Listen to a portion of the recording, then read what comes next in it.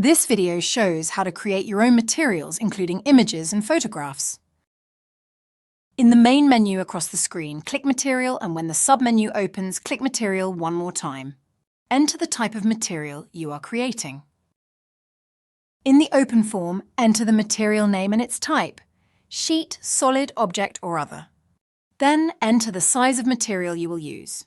The best practice is to make it the same as the board on which it will be used, or the actual size, like a TV, for example. Select a grain direction. Don't concern yourself too much with that. It can always be adjusted at the board level. In this case, the results are disappointing. What is wrong? Two things. The grain direction of the board does not match that of the material.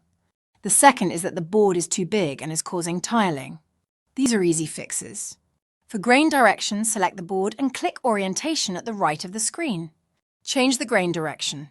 For the second item, drag the red dots to change the size of the image so it fits the board. You may need to experiment with grain directions and size, but it isn't that complicated and you will have it in no time. Thank you for taking a few minutes to learn more about Sketchlist 3D.